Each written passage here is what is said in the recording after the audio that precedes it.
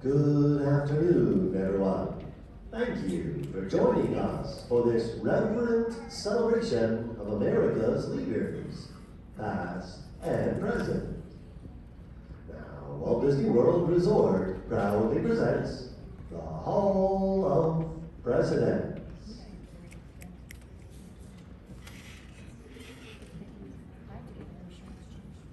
This program is dedicated to the memory of Walt Disney. In 1971, his love for America inspired the creation of the Hall of Presidents, a place to celebrate the optimism and goodwill he saw at the heart of the American story. Walt's vision was to honor the nation by honoring the American presidency.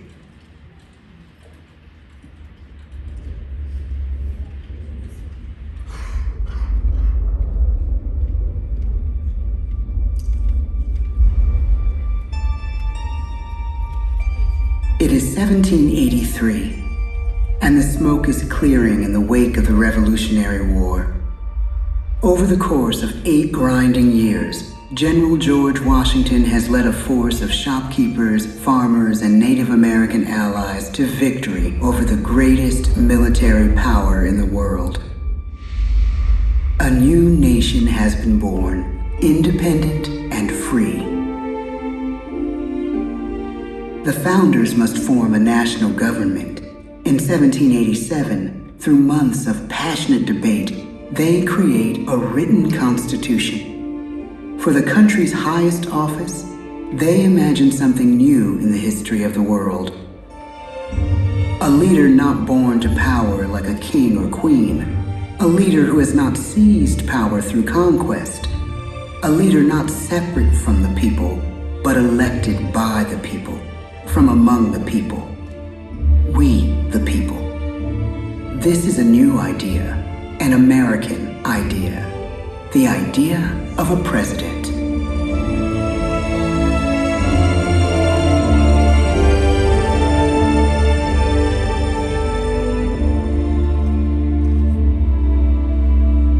The people don't know exactly what a president will be, but there is little doubt who it will be.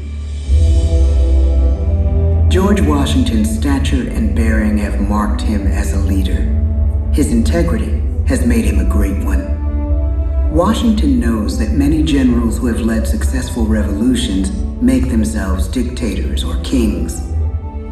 Instead, he steps down from power and retires to his home, Mount Vernon. The world takes note, and George Washington becomes the symbol of American ideals. In the first presidential election, it's Washington by a landslide. The only doubt seems to be his own. He writes, "Integrity and firmness is all I can promise. Integrity and firmness is exactly what we need." Everything he does as president will set a model for his successors. His final act may be the most important of all. After 2 terms, with no term limit in the Constitution and amid overwhelming support to stay in office, he steps down once again and hands power back to the people. He wants us to speak, to elect a new president. During the early years of the Republic, we choose leaders as different as Thomas Jefferson, John Adams, and Andrew Jackson. Elections are often bitter. Each president stands at that fiery intersection where personal character meets the challenges of the times. Some call the presidency a glorious burden. Jefferson calls it a splendid misery. We, the people, must choose well. We elect 15 presidents before the course of history brings us to the edge of a crisis like no other. A nation born of freedom still permits slavery. As the country pushes west, will new states be slave or free? The question produces bitter conflict. The issue rocks the election of 1860 and brings Abraham Lincoln onto the national stage. The tall, lanky, some say uncouth candidate from Illinois is a master of words at a time when speeches are printed in full for people to read. A house divided against itself cannot stand, he has said. With Lincoln's election, the House does indeed divide.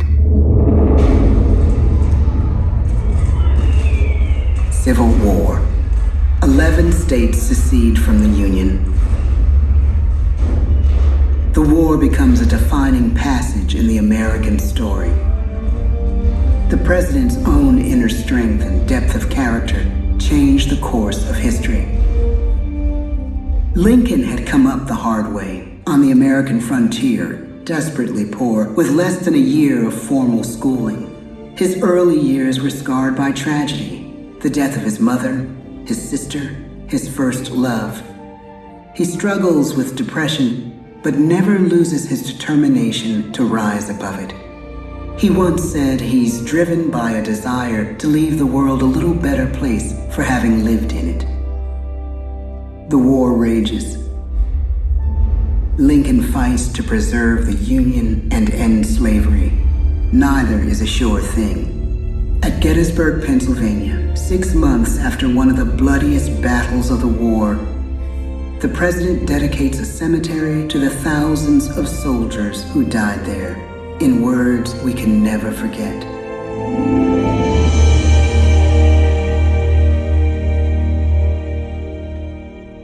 "47 years ago, our fathers brought forth on this continent a new nation, conceived in liberty and dedicated to the proposition that all men are created equal. Now we are engaged in a great civil war, testing whether that nation or any nation, so conceived and so dedicated, can long endure. We are met on a great battlefield of that war. We have come to dedicate a portion of that field as a final resting place for those who here gave their lives, that that nation might live. It is altogether fitting and proper that we should do this. But in a larger sense, we cannot dedicate, we cannot consecrate, we cannot hallow this ground. The brave men, living and dead, who struggled here, have consecrated it far above our poor power to add or detract. The world will little note, nor long remember what we say here, but it can never forget what they did here. It is for us, the living, rather, to be dedicated here to the unfinished work which they who fought here have thus far so nobly advanced.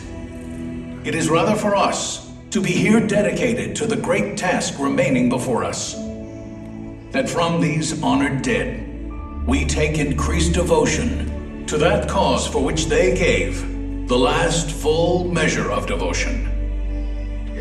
That we here highly resolve that these dead shall not have died in vain, that this nation, under God, shall have a new birth of freedom, and the government of the people, by the people, for the people, shall not perish from the earth. The blood of over 500,000 Americans is spilled in this Civil War. President Lincoln's enduring hope is to give true meaning to the sacrifices of so many, to lead us to that new birth of freedom. With the end of the war and the end of slavery, a new birth truly begins. As we roll toward the 20th century, settlers roll west on wagon wheels and railroads connect the nation coast to coast. Millions of immigrants pour in from Europe and Asia. Population doubles. Our economy triples. Our standing among nations rises. We need presidents who can lead both at home and abroad. At the same time, a young Theodore Roosevelt is retreating from New York politics and personal tragedy. The death of his wife and his mother on the same day in the same house. In the Badlands of North Dakota, he rethinks his life and the life of his country. he returns stronger in body and spirit. His renewed energy is just what his country needs.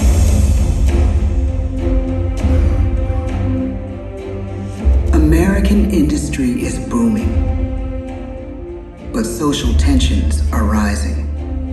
A progressive movement is bubbling up, pushing for change, and change is needed in the working and living conditions in cities. The gap widens between rich and poor. The demand for change grows stronger. Teddy Roosevelt is a knight on a crusade. He speaks with force and vitality in clear terms that make colorful headlines at a time when mass-market newspapers have become the new media. To define his foreign policy, he borrows a phrase from an African proverb: speak softly and carry a big stick. But his greatest accomplishments are made at home. He breaks up giant monopolies, protects workers' rights, and calls for a square deal for all Americans, rich and poor, capitalist and wage earner. Fair play and a square deal for every man and every woman in the United States. He calls on America to be as great as the natural grandeur of its lands.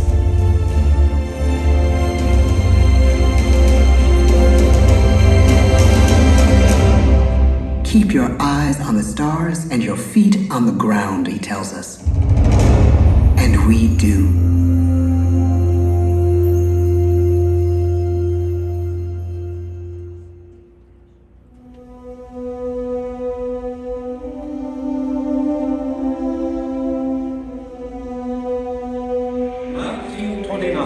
The bottom fell out of the market.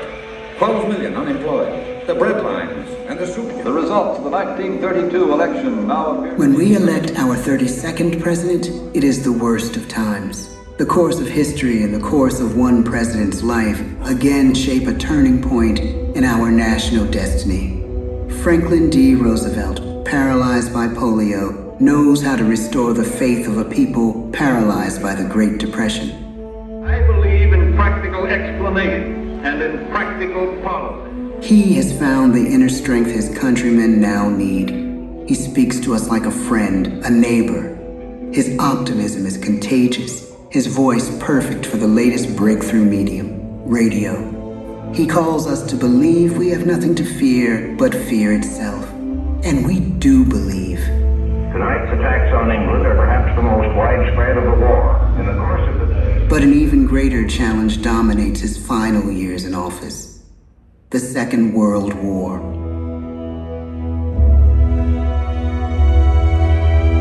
We must be the great arsenal of democracy. This is an emergency as serious as war itself. We stun the world with our production. When bombs fall on U.S. troops in Pearl Harbor, he calls us to fight on the war front and sacrifice on the home front.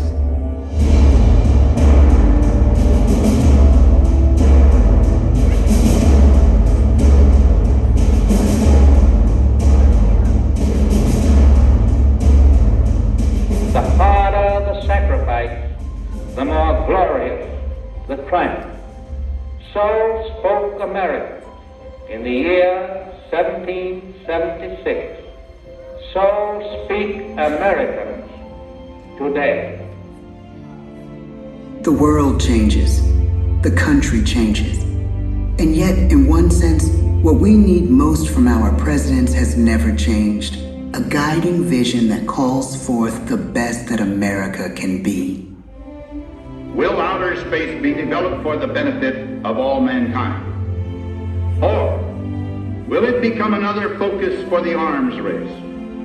The choice is urgent, and it is ours to make. Ask not what your country can do for you.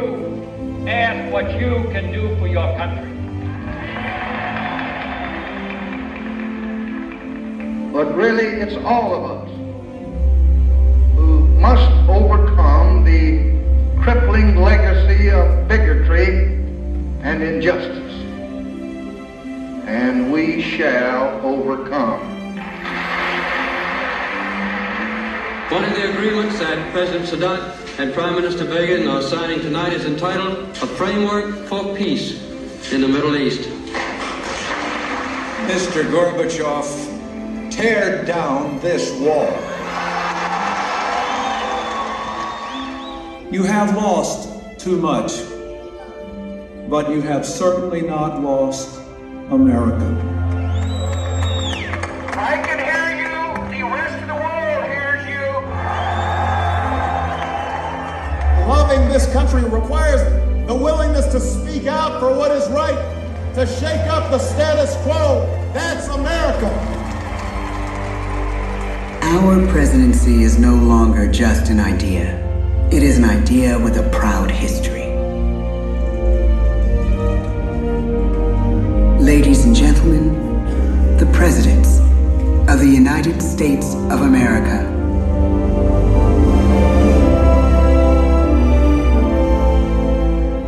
George Washington, John Adams, Thomas Jefferson, James Madison, James Monroe, John Quincy Adams, Andrew Jackson, Martin Van Buren, William Henry Harrison, John Tyler, James K. Polk,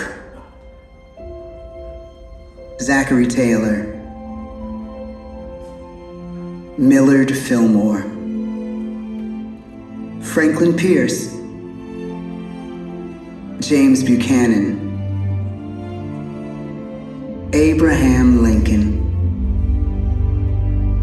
Andrew Johnson, Ulysses S. Grant, Rutherford B. Hayes, James A. Garfield, Chester A. Arthur, Grover Cleveland, Benjamin Harrison, William McKinley, Theodore Roosevelt, William Howard Taft, Woodrow Wilson, Warren G. Harding, Calvin Coolidge, Herbert Hoover, Franklin D. Roosevelt, Harry S. Truman, Dwight D. Eisenhower, John F. Kennedy, Lyndon B. Johnson, Richard M. Nixon, Gerald R. Ford, Jimmy Carter, Ronald Reagan, George Bush, Bill Clinton, George W. Bush, Barack Obama, Donald Trump.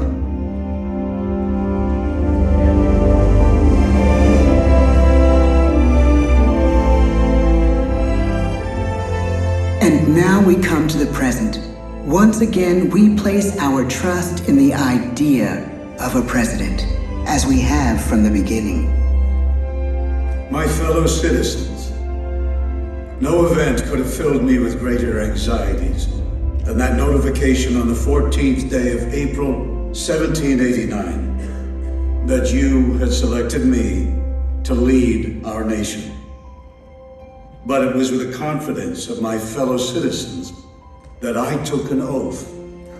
35 simple words that have been repeated by every American president throughout history. I, Joseph Robinette Biden Jr., do solemnly swear that I will faithfully execute the office of President of the United States and I will, to the best of my ability, preserve, protect, and defend the Constitution of the United States. So help me God. The presidency of the United States is a role unique in the world, an office entrusted to each president by us, we the people. Therein lies the genius of that new idea, now over 200 years old. A new idea our presidents have turned into a great American idea again and again.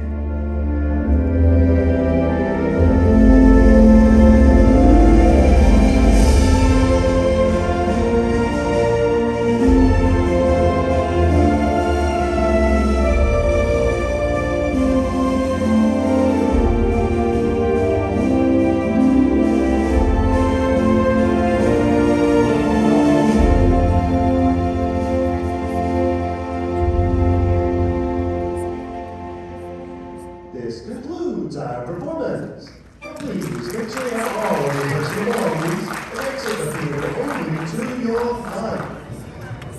Exit only to your right, please. We are